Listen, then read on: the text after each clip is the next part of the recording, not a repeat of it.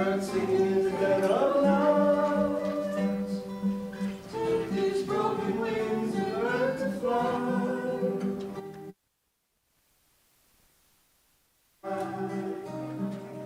You were only waiting for this moment to arise. Blackbird singing in the dead of night.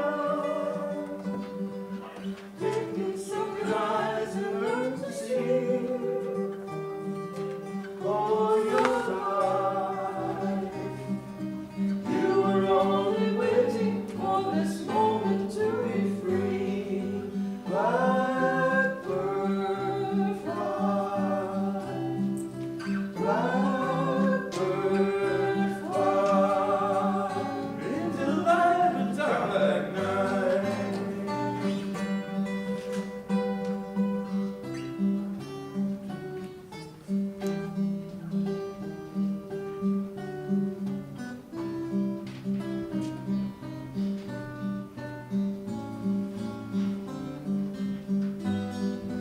Blackbird fly, blackbird fly, into the light of dark night.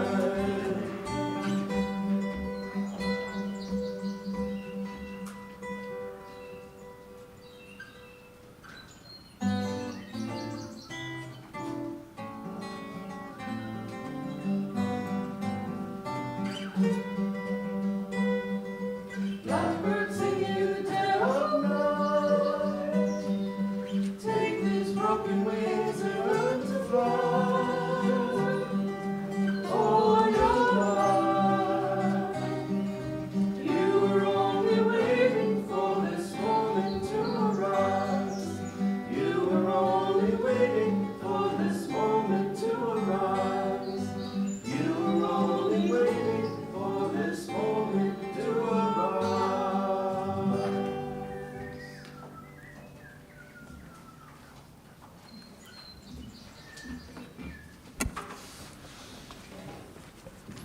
Good morning. Thanks for the blackbird music on this beautiful sunny Easter morning.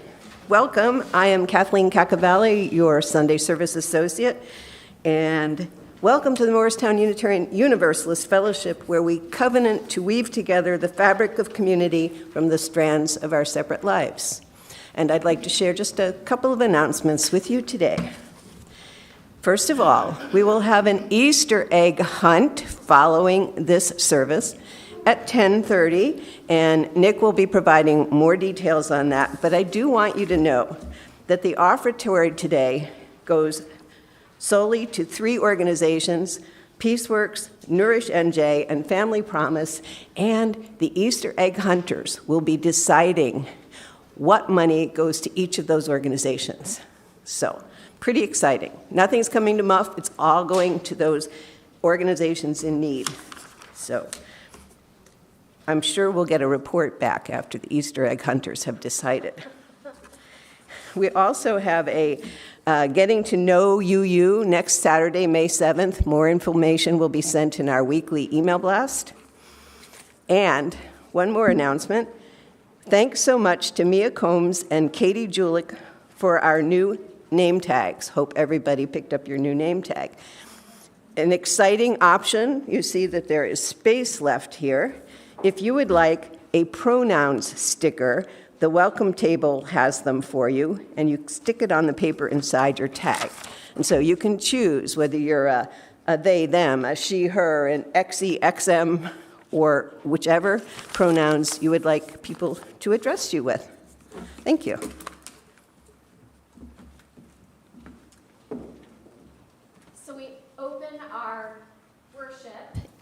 Am I on? There I go. We open our worship with what element? What child knows what is one of the first things we open our worship with? Does anyone know? Fire. That's right. And where do we put the fire? Oh, look, right here. Yes. Do you know? Is that a hand? Oh, no. Has anyone heard of the flaming chalice? Oh, lots of nods, lots of nods. Okay, good. The flaming chalice, one thing I want to remind people, especially on a holiday like today, is our flaming chalice is the symbol of our faith. And it was a symbol created during the Second World War when Unitarians were actively risking their lives to rescue Jewish children from harm, as well as some adults. And so that light is about the light of hope, about the light of love, about the light of service and sacrifice. And the holiday of Easter we celebrate is also about those lights. So I'd love to have a volunteer. Can I have a volunteer to help me light the chalice, and maybe a good reader to help with the covenant? Any volunteers to light the chalice? Great, come forward. And are you a good reader? You could help with both. Or I have two here. We have a second. Come. You want to help? Kyle, come. Here we go, Alistair and Kyle. So let's see. How about one of you light here? Will you light from here? And then Alistair, come and take the light and put it into the chalice? Or are you going to read? Okay, perfect. Okay. You just light here and put it here. You're going to read right here, love. Love is the spirit of this fellowship, and service is its law. This is our great covenant, to dwell together in peace, to seek the truth in love, and to help one another. Thank you. By the light of these words, we meet and gather. Wonderful. You can be seated. And now I'd love to invite Kathy to join me up here. We're going to share in an antiphonal reading. Number 627, Seasons of the Self, and the words are right behind me. Maybe we should move away from the words so they can see them. Great. So this side of the room will join me, and this side of the room will join Kathy. So here we go. Let's see. Seasons of the Self. We need a celebration that speaks the spring-inspired word about life and death. About us as we live and die. Through all the cycling seasons, days, and years. We need the sense of deity to crack our own hard, brown December husks. And push life out of inner tombs and outer pain.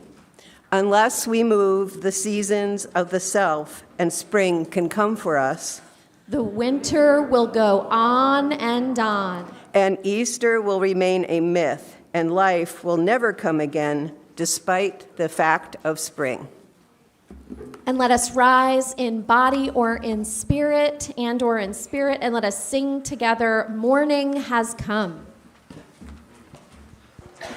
And actually, the folks up here are going to be singing, and today, just being especially mindful, we invite you to hum the song. We're being mindful. Choir, come up and sing up here. Over at that side, so you don't block the words. Thank you. Don't block the words.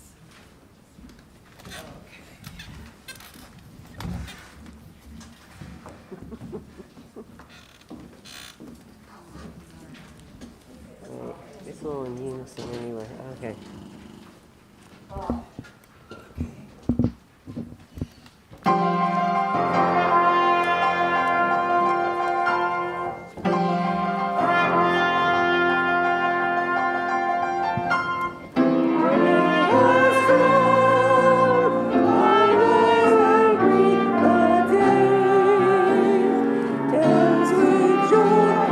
Sing a song of gladness.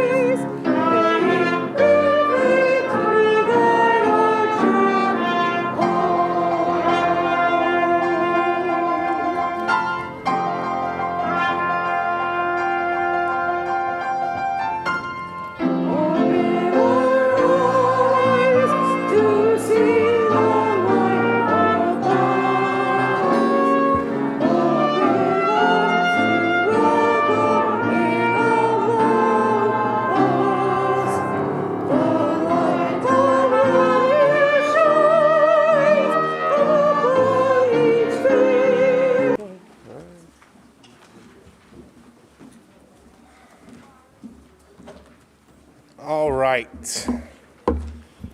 I'm gonna ask the kids. You can come up or stay in your seat. I'm gonna stand up here because I'm feeling a little under the weather, not COVID related, but there are a lot of COVID things happening, so we're trying to keep our distance. So you guys can stay in your seats or come up here. Either way, I'm gonna read a story and then chat with you. Okay? Good. Today's story is called Retchnecka's Eggs. And it's about, we'll read it. It's about, but she writes these. We'll read what it's about. But it's about she's making these eggs in a Ukrainian style of egg mating, which I thought was very relevant for what we have going on right now. All right. Well, you guys are in my bubble, so it's fine. Yeah. Babushka lived alone in a dacha, a little house in the country, but she was known far and wide for her fine eggs that she lovingly painted. Her eggs were so beautiful that she always won first prize at the Easter festival in Moscow. Each day, Babushka would take a shell of an egg from her basket and paint it with wonderful... go back. There we go. I have an extra... Yeah. I took off all the words for poor Alison, so now he's got to keep up. It's my fault, not his. Each day, Babushka would take a shell of an egg from her basket and paint it with wonderful designs, using the shapes of stars and flowers, triangles and circles. Through the long, cold winter, Babushka painted. Then one day, after a snowstorm, Babushka went outside and she could hear the faint sound of falling snow. And it was the sound like soft rain. Herds of caribou came to feed at Babushka's because the grasses they usually eat were covered with snow. A miracle, she whispered. As she fed some, these wild things found their way to me. Just then, a flock of noisy geese honked loudly overhead as they glided over the snow. One of them faltered and fell from the sky. And Babushka went to where the goose lay and crumpled in the snow. A hunter did this, Babushka grumbled. She carefully picked up the goose and looked back at her little house. There she fed the little goose on her own table and put the goose in its best basket lined with the warmest quilt from her own bed. I shall name you a good name, one we can like. Hey, my little friend, she said, and patted the goose. How do you like Retchnekka?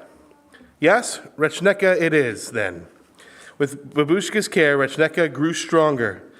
As each day passed, to repay her kindness, Retchnekka laid an egg for breakfast every morning. As Retchnekka got better, she waddled around the little house, exploring every nook, cupboard, and corner. And one day, she jumped to the top of Babushka's work table, turning over jars of brightly colored paint that she used to color her eggs. Niet! Babushka screamed as she chased the goose with the broom. No, the frightened goose flapped her wings to get away, knocking over the basket of eggs that Babushka had lovingly painted. The eggs crashed to the floor and shattered into a million pieces. And they were both very sad. And there was no reason now for Babushka to go to the festival. So the next morning, Babushka slowly got out of bed and trundled over to Retchnekka's basket to get her morning egg. But when she reached the middle of the quilt, she picked up the most beautifully colored egg she had ever seen. A miracle, Babushka whispered. A miracle. She made small holes in both ends of the egg and blew the yolk and white into a dish to cook and eat later for breakfast. And when she held the egg up to the morning light, she marveled at its beauty.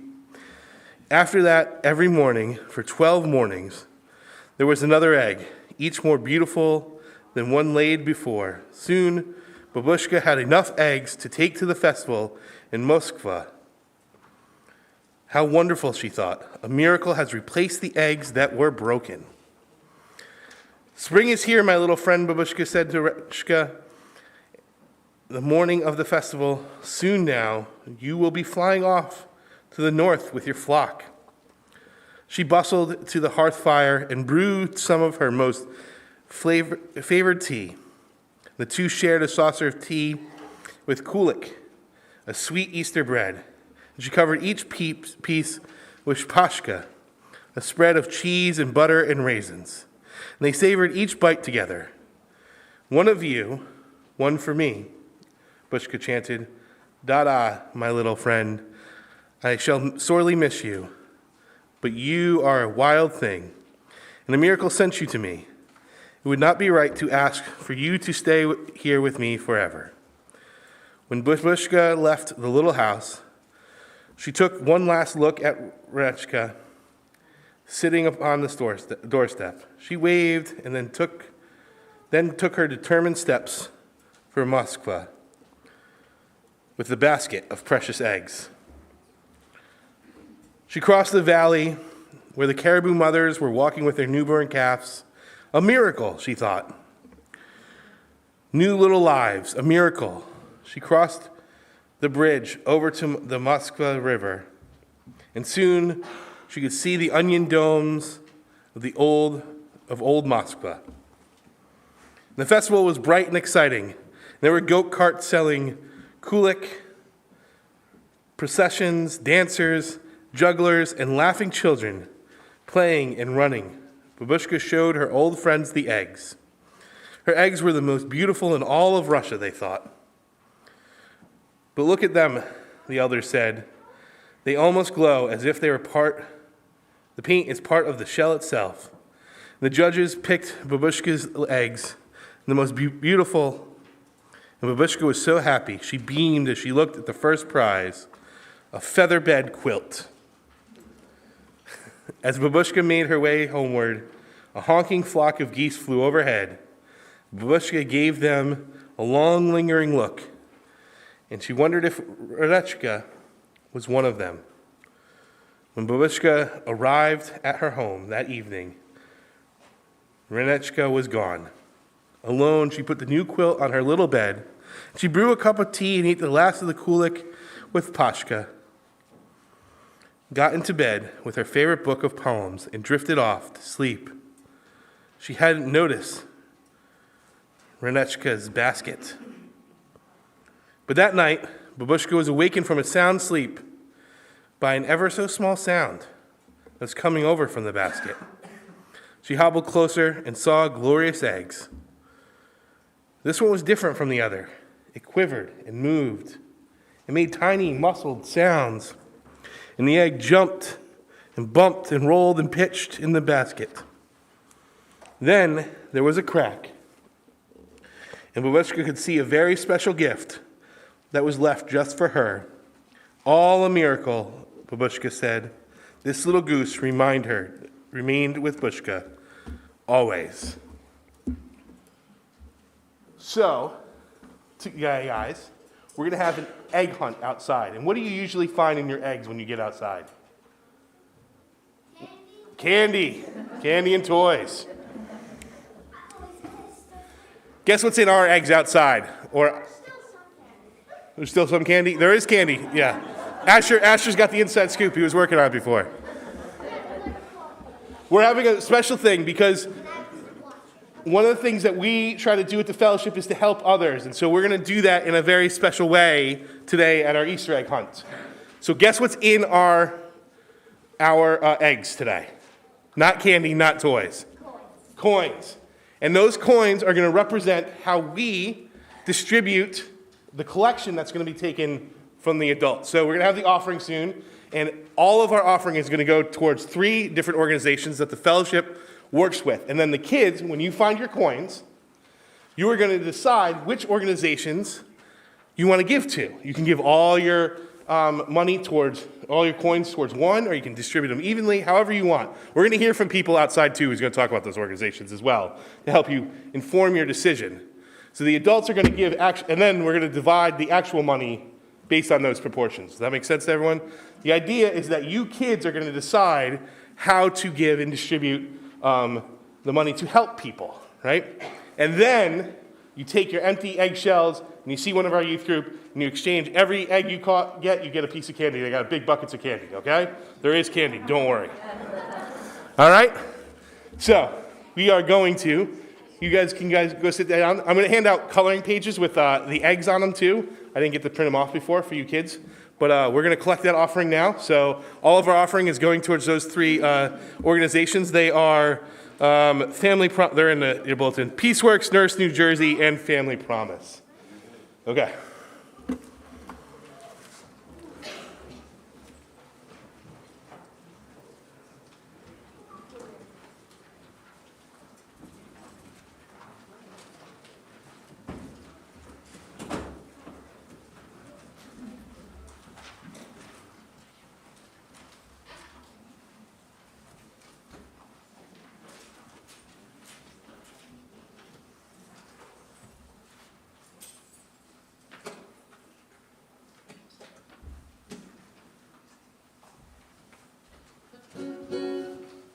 This may be a familiar tune to many of you. Please hum along.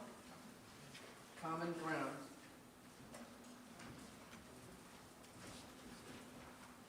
And although you can't sing, you can dance if you feel like Yes. This is going to call you to move. Yes, definitely. It comes from Tim on the, what's the name of that drum? John did. All right.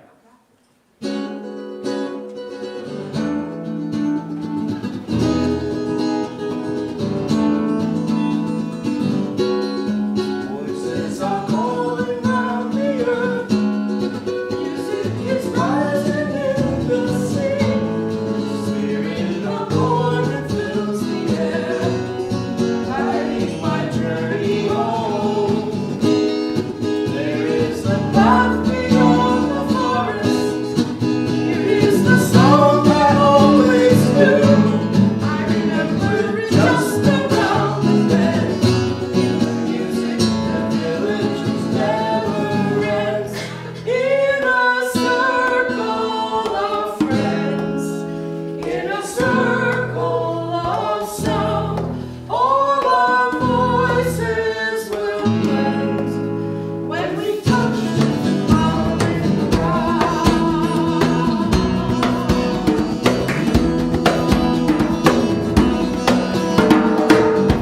So there is the melody we need.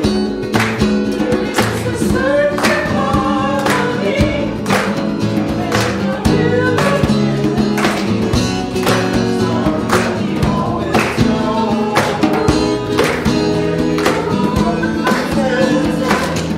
So every land must cross again. Now I'm returning to my home. In a circle of friends, in a circle of sound, all our voices will blend when we touch the ground.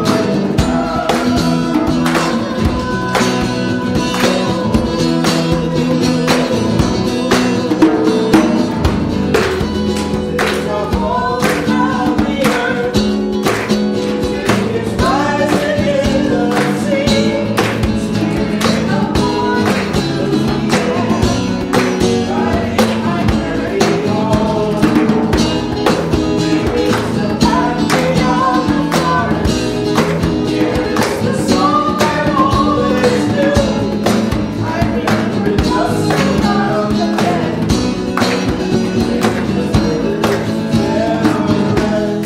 In a circle of friends, in a circle of sound, all our voices will blend when we touch the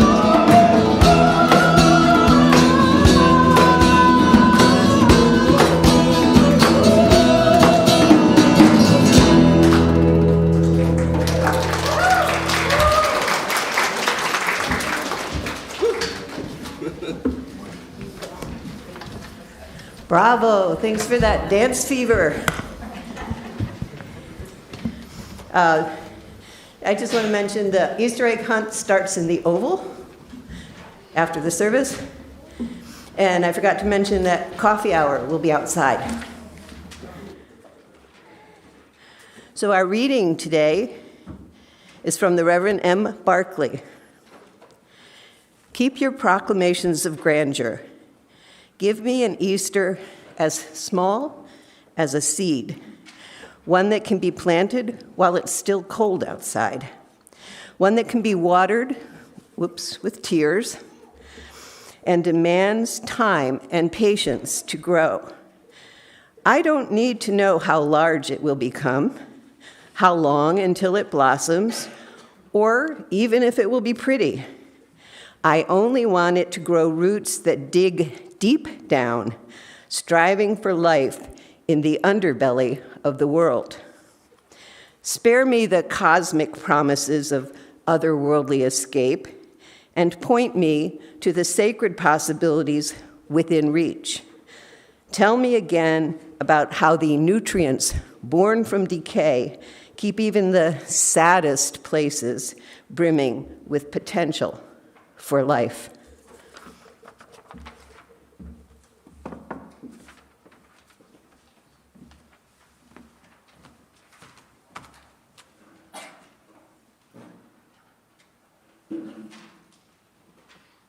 It is the time in our service where we honor the milestones that have happened in the lives of our fellow congregants and friends since we last met.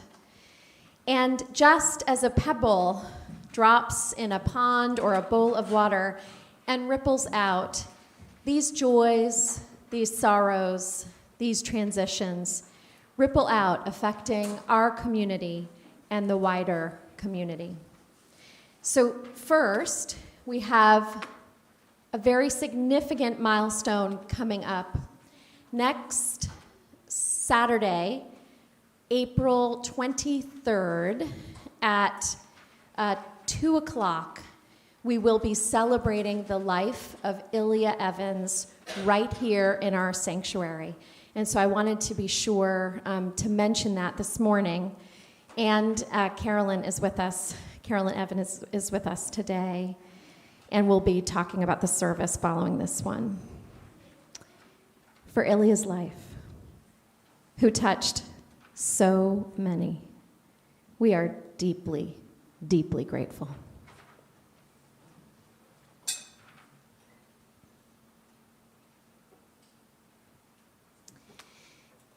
This week, we are taking extra good care of ourselves and our neighbors.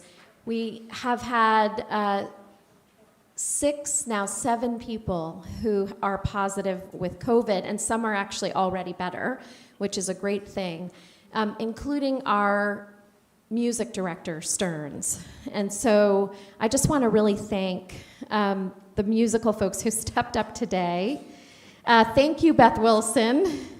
Thank you, the entire Reed Ebneth family. Thank you, Mary Jo, Chris, and Shane. And Shane, I have to tell you, I don't even think it's Easter without a trumpet. So I'm so excited you're here. And thank you to the choir. It does take a village. May our folks who are positive be well. May all who are positive continue to stay out of the hospitals, and should they need to go into the hospital, be met with care and compassion. And may we continue to make music together in joyful times and in challenging ones. And one more, our children's story was connected to this, but we hold the people in Ukraine.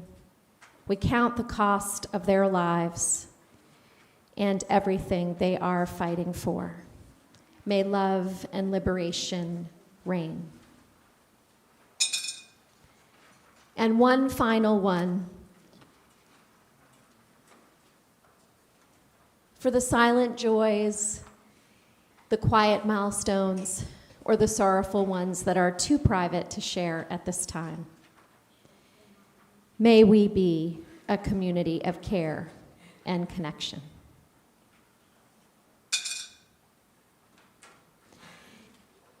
Will you pray with me? Spirit of Easter and spring, help us to be the ones who push beyond December husks, who soften in the rain, who bend in the direction of help and love when we need it, and who bend to extend help and love to those in need. Help us to recognize that even in a season of sorrow and loss, love remains steadfast and constant, ready to be born again. Amen, amen, and blessed be, and may it be so.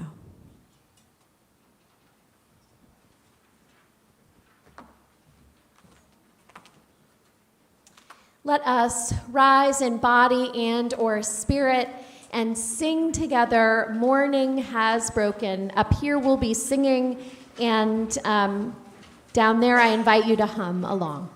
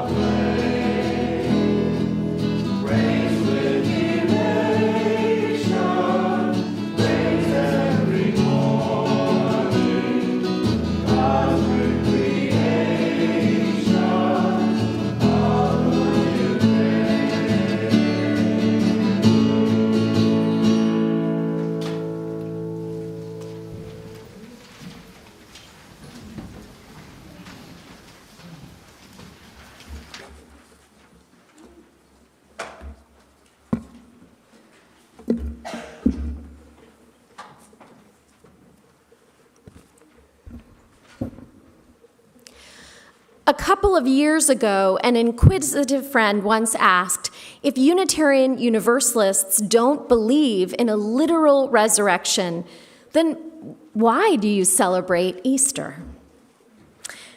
I shared this.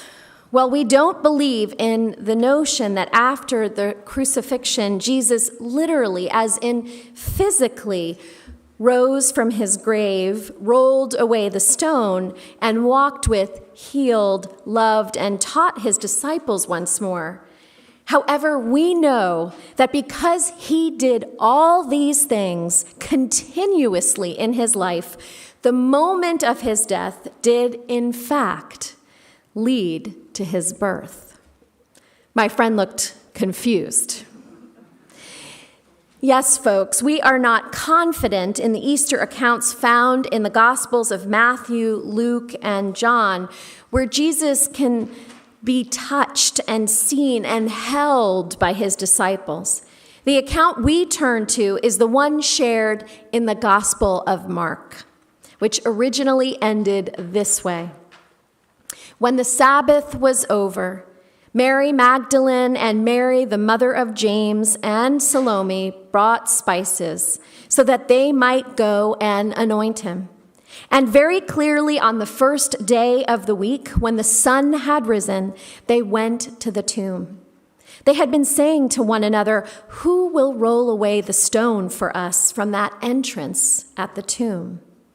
When they looked up, they saw that the stone, which was so large, had already been rolled back. As they entered the tomb, they saw a young man dressed in white, sitting on the right side, and they were alarmed. But he said to them, "Do not be alarmed. You are looking for Jesus of Nazareth, who was crucified. He has been raised. He is not here. Look, there is the place they laid him, but go and tell his disciples and Peter that he is going ahead of you to Galilee. There you will see him, just as he told you."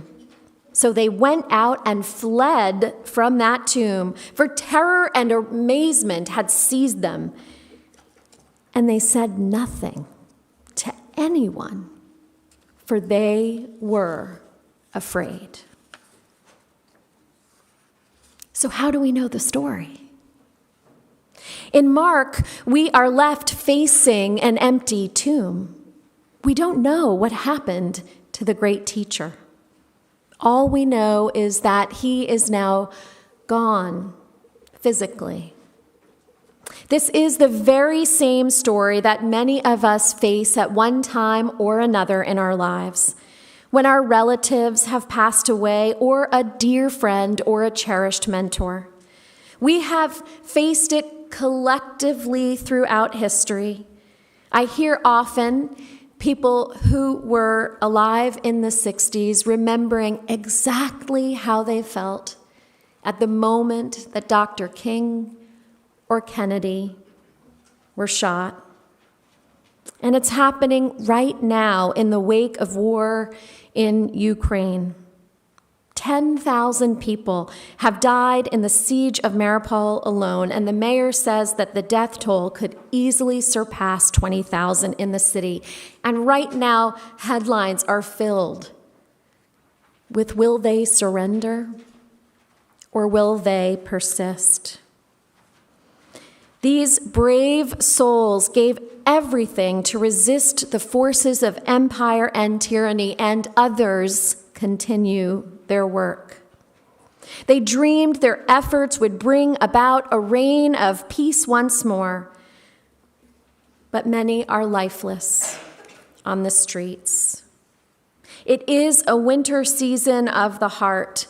What do their sacrifices for liberation and for peace mean now that they are gone? What shall their heirs do in the face of so many empty graves?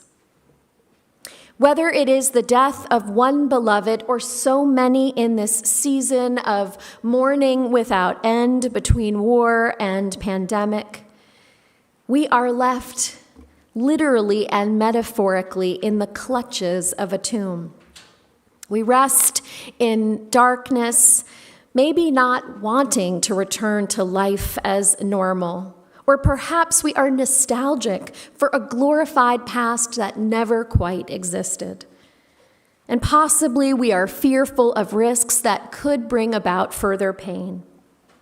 The story of a seemingly endless winter can arrive for any one of us anytime, whether as individuals or as a part of a larger community or the whole global community.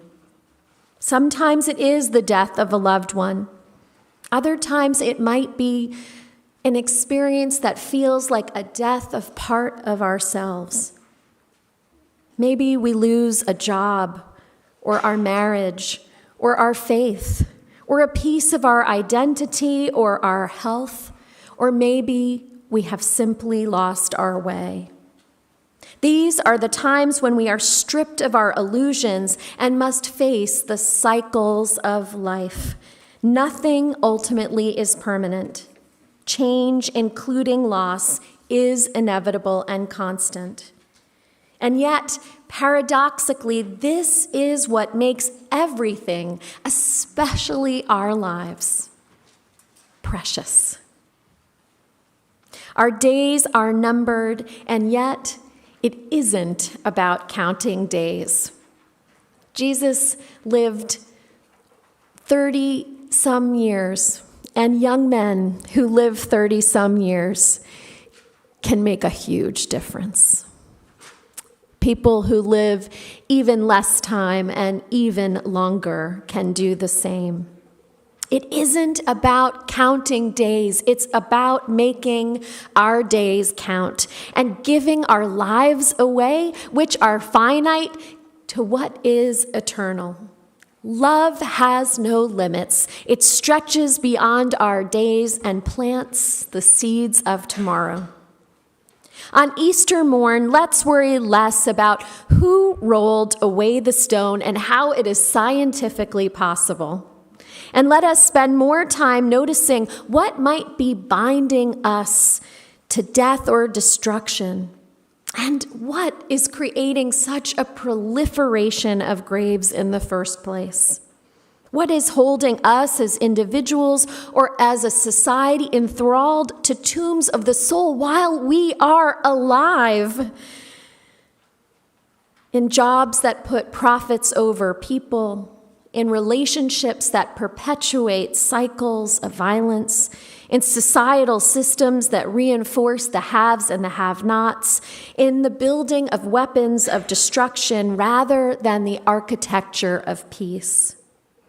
Every Easter morning is an invitation for all of us to join Jesus in rolling away the stones that bind us to the forces of death and to participate fully in life, which is everlasting. No, none of us is everlasting, but life itself and love are everlasting. Let us come out of tombs of the soul, making our days count through deeds of healing, renewal, creativity that are worthy of the promise of today and tomorrow.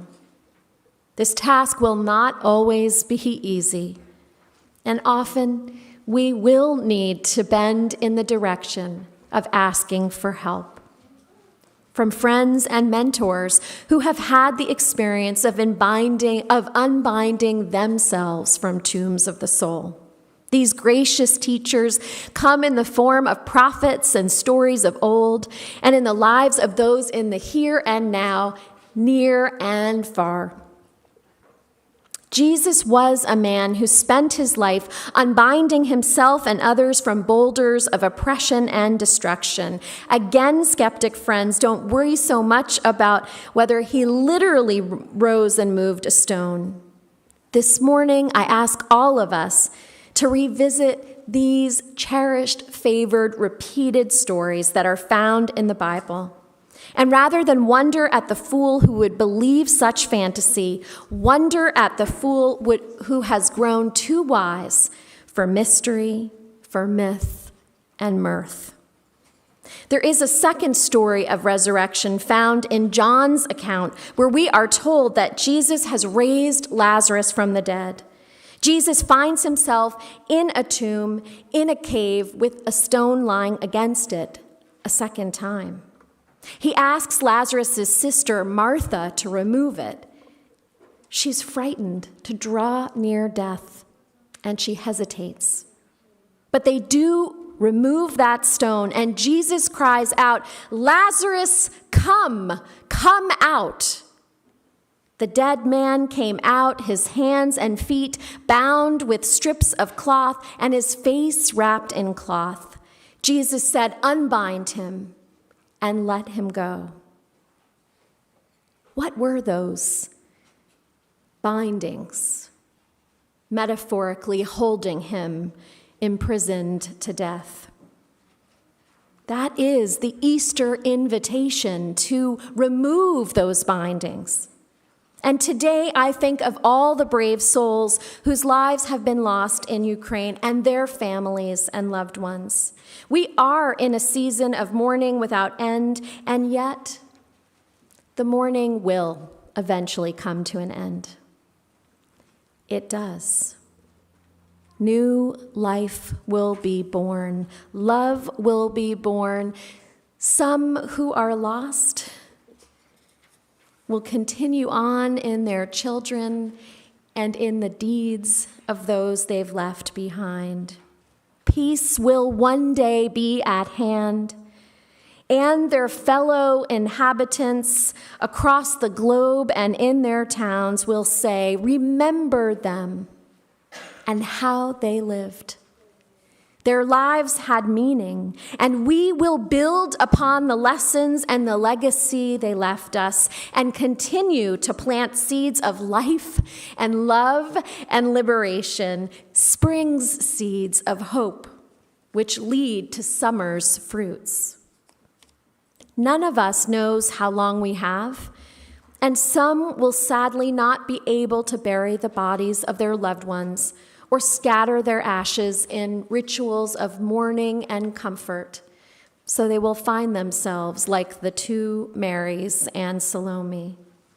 But each of us has right now to unbind ourselves from tombs or things that hold us back, that threaten to take our souls before our time, if we muster the will to leave those places and go forth and instead bury seeds of life beneath the good earth. Right now, there is a hopeful practice of promise and solidarity happening around the world. Sophie Zelik, an artist, Ukrainian, born in New York to Ukrainian parents, is inviting people around the world, but especially those of us who are close to New York, to join her in the creation of Pisanki eggs.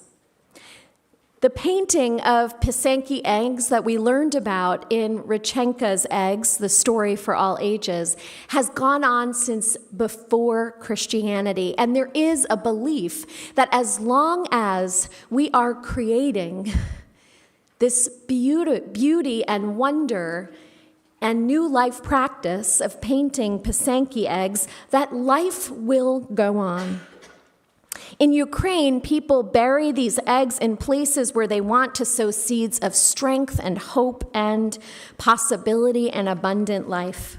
They would scatter them in the food of their animals. They would bury them at the four corners of their homes to ward off evil. And now the Ukrainian Institute of America in New York is collecting these eggs from all over to send to Ukraine. And when the war is over, they're going to bury the eggs in the soil where death and destruction has been laid.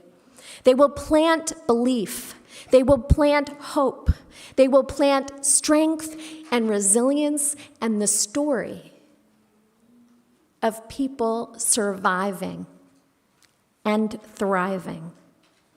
The eggs are the seeds of new life to come, and they will set the foundation as they rebuild for a better tomorrow. So, in the next few weeks, up until Mother's Day, I invite all the families and individuals in the congregation to consider painting 1 or a dozen eggs. Don't forget to blow out the yolk from within the eggs. And then we will drive all of them to the Ukrainian Institute of America in New York. And they're collecting them, and the collection is growing between now and August 24th. And then, as I said, they're going to send them to Ukraine.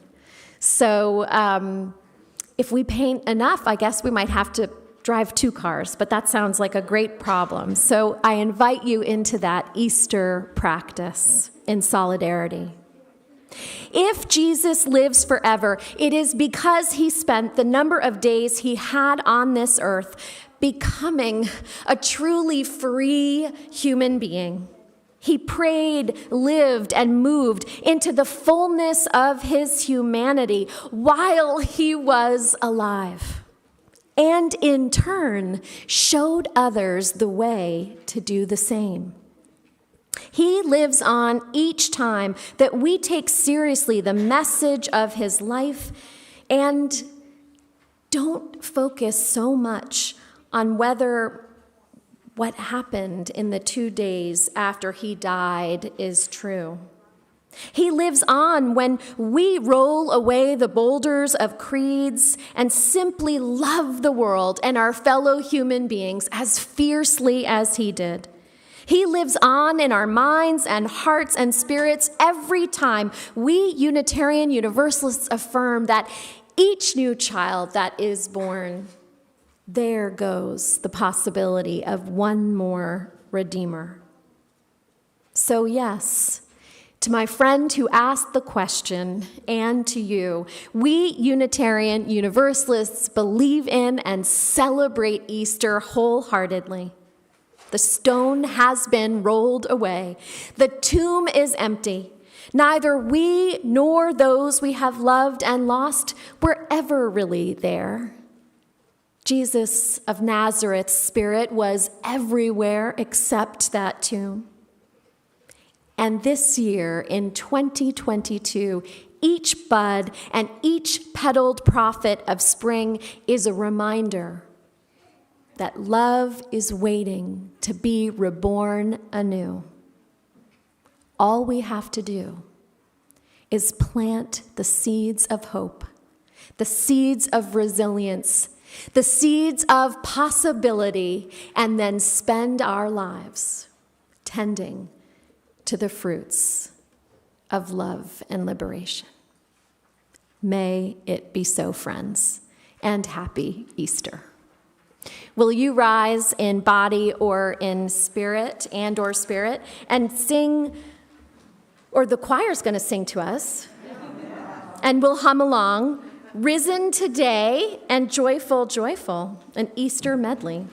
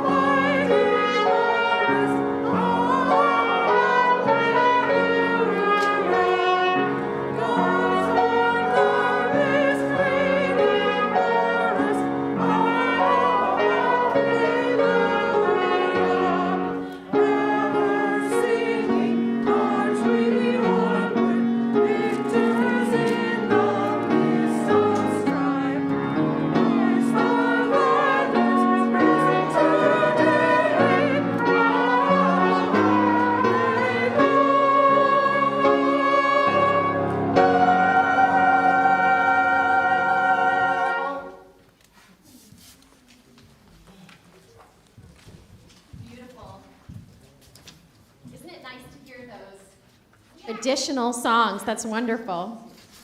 We end with the words of Theodore Parker. Be ours a religion which like sunshine goes everywhere. Its temple all space, its shrine the good heart, its creed all truth, its ritual works of love, and its profession of faith divine living. Go in peace, go with joy, and go find some Easter eggs.